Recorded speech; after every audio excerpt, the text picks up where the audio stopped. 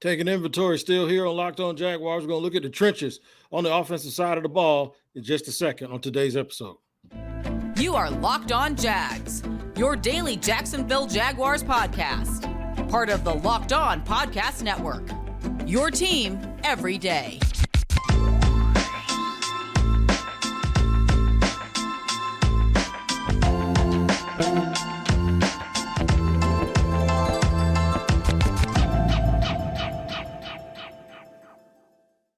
I'm Tony Wiggins, your host of the Locked On Jaguars Daily Podcast, where it's your team every day, and we thank you for making us your first listen. Today's episode is brought to you by BetOnline. BetOnline has you covered this season with more props, odds, and lines than ever before. BetOnline is where the game starts. We appreciate you starting here with us every single day on the Locked On Jaguars podcast. It's your team every day, and thank you again for your first listen. Been taking inventory of the Jacksonville Jaguars roster all week on our bye week. So we're doing a little inventory, trying to figure out who we are, where we are, what we got, and who you with, right? We're trying to figure that out for since we don't have an opponent this off week to focus on. Looking at what the Jags need to do, sitting at 3-7, and the year is not looking too promising, with the exception now of people just trying to see if they're going to be competitive and Trevor Lawrence is going to continue to build on the success that he's had the last couple of weeks. We took a look at the defensive line the first day, the defensive backs and the backers the next day, and then we sort of wrapped up with the defense. Now we're going to the offensive side of the ball. We're doing the offensive line.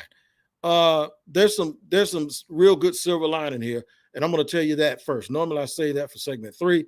I'm going to give that to you now. The silver lining is they aren't that far off. And what I mean by that, I don't think they have a great player.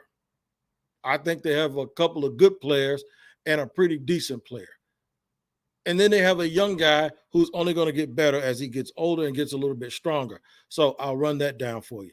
There's room for a great player to come along and lift everyone up, right? So the floor of the offensive line is higher than it's been in a long time. Now, I just think they need that one great player who can lift this unit up. And where they find him, I don't know. I think it's going to have to be a draft pick. They also have something that's a little bit perplexing, and we'll get to that in segment 2 before we wrap everything up in segment 3. All right, so let me give you the silver lining. I think the very, very good players are on the right side in Jawaan Taylor and Brandon Sheriff. I'm not as high on Sheriff as everyone else is, and maybe where I am on par with most of the people around the NFL. I think he's a good player. I don't think, as a guy who was a top 5 pick and a guy who was allowed to get away. Now, granted, Washington also allowed Trent Williams to get away, and Trent Williams is a Hall of Famer. But that has some backstory to it, some injury history, some lack of trust, some misdiagnosis. Had a lot of things going on. But Brandon Sheriff is a former All-Pro, is a good player, probably not as highly regarded around the league as most people believe. The number that they paid for him was not astronomical, so that indicates what his market was. And also, guys like that, 27, 28 years old, they don't get let go. They're not allowed to leave. You're not going to see Zach Martin ever allowed to leave Dallas. You're not going to see Quentin Nelson allowed to leave, at least before they're 32 years old, allowed to leave Indianapolis. Guys like that are just not let go. They play in that first destination for a long time. So that kind of tells you that he's a notch below those guys, although in terms of draft status and in terms of name recognition and the All-Pro label, a lot of people probably thought he was a little bit better. You saw last week against Chris Jones how he was just manhandled. And Chris Jones does that to a lot of people. But Chris Jones probably doesn't do that to Zach Martin. And that's the thing, not all day. So he's not transcendent enough, in my opinion, to lift this line up. He raises the floor of the line, but he doesn't lift this line up to the point where everyone else is allowed to play a little bit above where they're playing. Jawaan Taylor's a good player. He came to the league at 20 years old. And when people think that Jawaan Taylor is someone that they need to try to upgrade or let go, I laugh because I'm like, you got to be kidding me. You can't. The dude's 24 years old, man. And if you let him hit the free agent market, he might be one of the first people signed on day one, and somebody's going to give him a boatload of money. That's why I wish the Jaguars would have gone out this year, and maybe they tried, I don't know, and went ahead and negotiated early to keep him from getting to the market.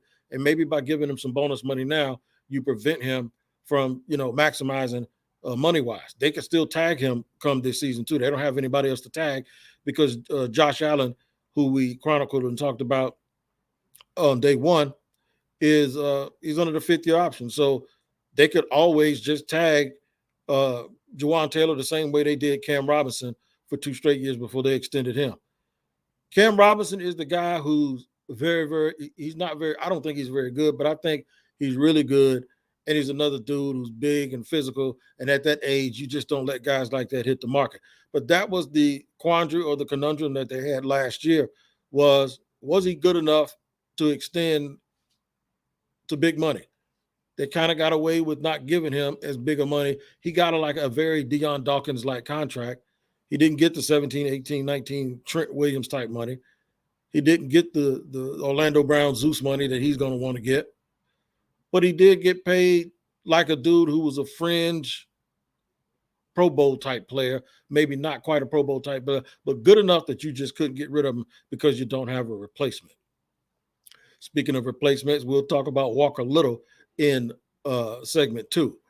The other offensive lineman is Luke Fortner, young, knows the system, great technique, smart, probably needs to gain a little bit of strength, gets a little bit of functional strength in the offseason because that's where he's going to have to get it. You don't get stronger during the season because it's all about maintenance during the season. So guys just don't get stronger during the season, but get a little bit better, get a little bit more functional strength, and then he could be the center for this franchise for a decade. Left guard is an issue, although this past week it wasn't necessarily, it didn't look like that while watching the game, but it could have been. This is where I think they could get someone who can be great, and it'll lift the entire team. Segment 2, we're going to discuss that. We're going to discuss the depth, especially Walker Little, and the little bit of a conundrum that the team is in because of where he was picked and what it means moving forward. We'll talk about all of those things here as we continue to take inventory of the Jacksonville Jaguars position by position during their bye week. And we'll do more of that in just a second here on Locked On Jaguars. Today's show is brought to you and sponsored by Turo. Turo is the world's largest car sharing marketplace. With Turo, you can book any car you want, wherever you want it, from a community of local hosts across the U.S., UK, Canada, and coming soon to Australia. Forget boring rental cars and find your drive at Turo. My buddy James Rapine, when he went to Dallas covering the Bengals and the Cowboys, drove a Tesla and got a chance to see what that was all about. And that's something you might not get at a regular car rental place. Book a spacious SUV or minivan for a family trip. Get a classic or luxury car for a special event, birthday, or holiday. Many Turo hosts can even deliver the car right to you. Every trip is backed by liability insurance. Terms and conditions and exclusions apply.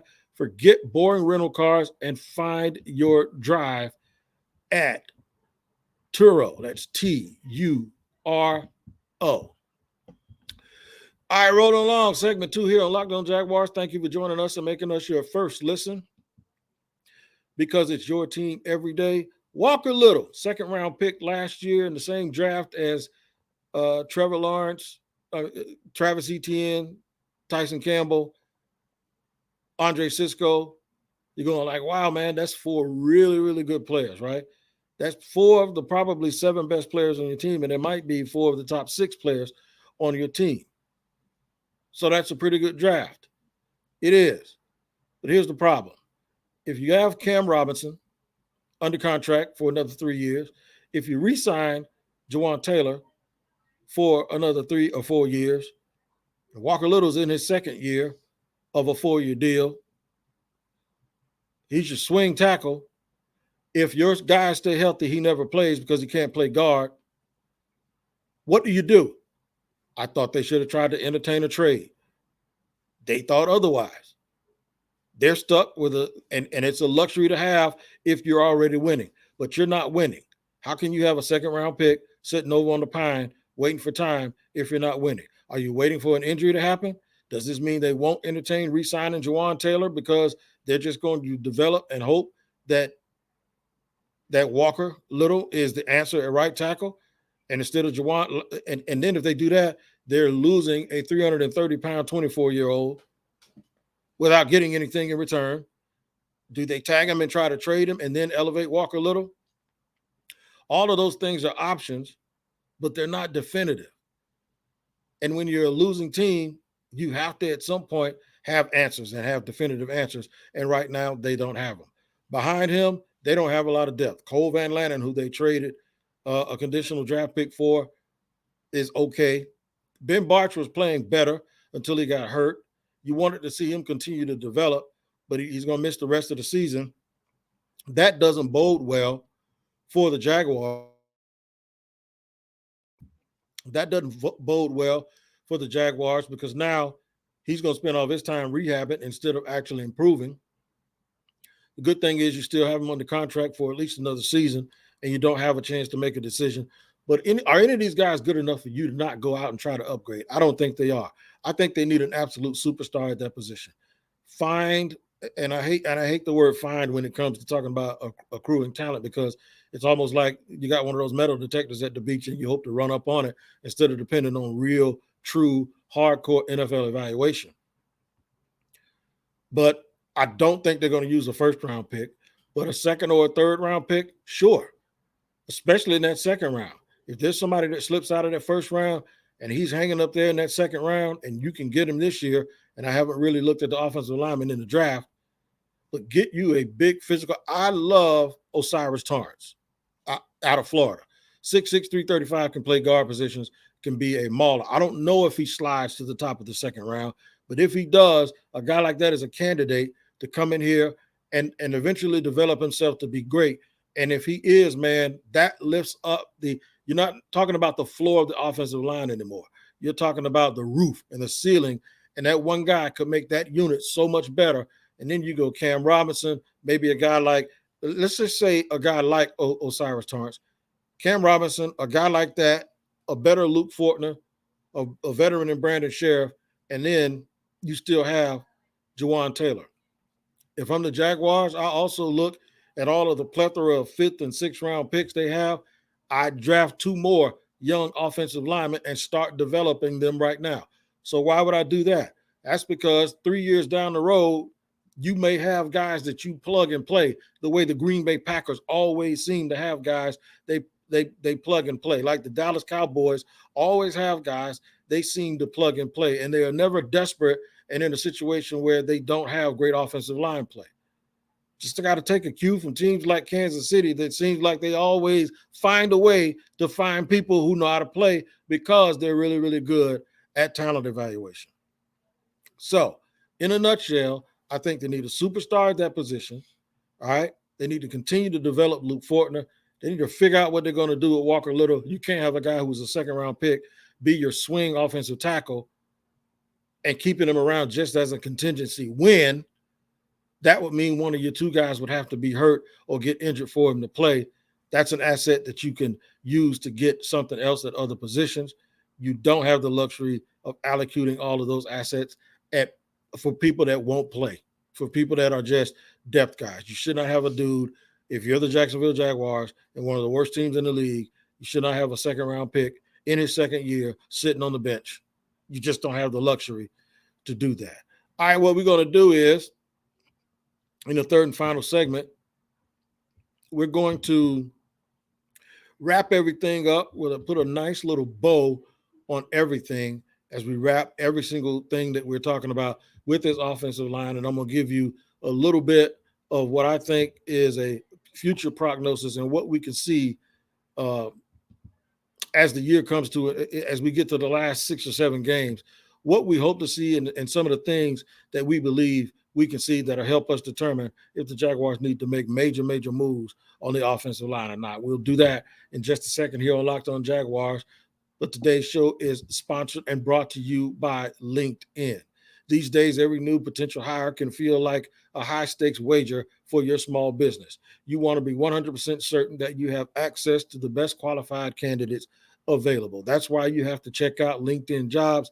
LinkedIn Jobs helps you find the right people for your team faster and for free. I often talk about how my daughter Nia put her name in LinkedIn before she got off active duty. Well, my son did the same thing about 4 or 5 years prior to that. He put his name on LinkedIn, hooked him up with a company that he has been with now for about 6 years because that company had their information on LinkedIn, and the recruiters and the people at LinkedIn were able to source him right to the right people because all of the questions that they had, all the job descriptions that they had matched his resume and his profile. What you need to do is add your job, if you're a small business, to LinkedIn and place the purple hashtag hiring frame to your LinkedIn profile to spread the word that you're hiring. Simple tools like screening questions make it easy to focus on candidates with just the right skills and experience so you can quickly prioritize who you'd like to interview and to hire. LinkedIn Jobs helps you find qualified candidates that you want to talk to, and they do it really, really fast. Post your job for free at linkedin.com/lockedonnfl. That's linkedin.com/lockedonnfl to post your job for free. Terms and conditions do apply. Today's show is also sponsored by BetOnline, which is your number one source for sports betting info, stats, news, and analysis. Get the latest odds and trends for every professional and amateur league out there, from football to basketball to soccer and esports.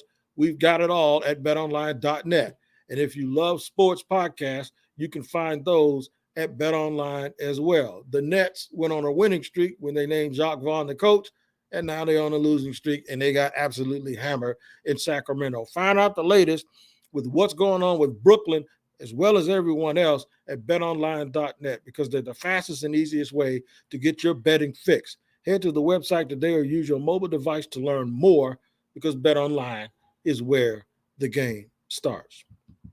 And you start here with me every single day on Locked On Jaguars, making us your first listen, and we are very grateful for you doing that and trusting us, because it's your team every day. All right, let's put this thing in a nutshell. What do the Jaguars need to do? First of all, they need to use the last 7 games of the year to really, really evaluate who they are and where they are and what they have on the offensive line. I think if Jawan Taylor continues to play well, I say you approach him right now and get him to sign to a contract extension. I think you also give Walker Little a chance to get out there and get greased up and play in some of these games. I know it's not your objective. You're trying to win every single game, but there has to be some spots, especially if you can get at least one of these games be a blowout, where you get that young man on the field at least to show what he can do. Get some good tape on him, show what he can do for an extended period of time.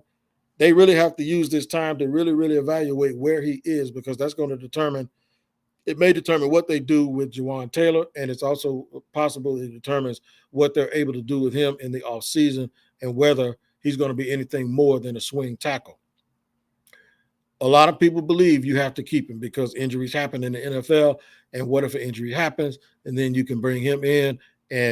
But if he's that good, he's still under a rookie deal. You might want to hold on to him until at least somewhere at the midpoint of that third season, and not just go ahead and trade him now. I just think if you move him now, he has 2 full years left under his rookie deal, which means that fetches you more of a return back when you think about what you're trying to get for him. Keep the development of Luke Fortner, evaluate and do the best you can to get the right fit at left guard. I don't know if they can go and touch into free agency, because then they'd only have one guy under a rookie contract. And I think that's counterintuitive to what we talk about with the balance with the cap and the way the allocation of the funds and the resources go. So I don't think they can do that. So this wasn't as much, even though over the last 4 years, I've been one of those people saying about the offensive line that we need more. I think most people would have thought that I was going to go in on them and say that they weren't adequate. I don't think they're one of the top half offensive line. I don't think they're in the top 16s or in the top half of the NFL. But I do think there's stuff to work with. And I think they have a good coach. And I do believe that they have a good scheme. And I think they do a real good job, like they did with Luke Fulton, of matching scheme and player together. I just think they need more. I think they need more. I think they need to find a guy or get a guy who's going to be their best lineman at left guard. If you got to do it in free agency, do it. But I don't think that's the place to go. I think you have to trust your evaluation process. And there are a lot of linemen that come right into the league and know how to play. They just played the Chiefs this past week, and the Chiefs have two guys in their second year who are already good at the end of their first year. So it is highly possible for teams to go out and find linemen in the draft that can come in and start dominating and start playing well right away. The Chargers have a guy in Jamari Sawyer who has been playing left tackle all year because of injuries, who can play left guard, and he should have been picked way before he was, and he wasn't. He came from Georgia, where he started all of these games and was a part of a really, really good team, and people probably wish now they had taken it. A dude like that can come in and really, really help you. I think they need to really do a good job of scouting the Senior Bowl and really do a good job of evaluating the guys who aren't at the Senior Bowl, and make sure at the top of that second round you get a guy who's ready to go, instead of like a guy like Walker Little, who was coming off of 2 years of not playing, and you only use his traits to draft him for his potential. I think that was a big no-no and a big mistake. They're not that far away, but they do have to get better. And remember, they're protecting their assets and their skill position players, mainly Trevor Lawrence, the quarterback. All right, we're going to look at those skill position players Thursday, and then on Friday, since we don't have a crossover, we'll do the skill position players, running backs and receivers. And then Friday, we're going to do it, make it all about the quarterback, and we're going to talk about his relationship with the coaches and what that means for the future and how you evaluate them down the stretch. Until tomorrow, you guys make sure you take care of each other, like I always say, and make sure you make your second listen Locked On Sports Today. I was on Locked On Sports Today just today. So look Locked On Sports Today up wherever you get your podcast, on the Odyssey app, and wherever you get your podcast. Locked On Sports Today. Make sure you check that out as well. Take care of each other. We'll see you tomorrow here on Locked On Jaguars.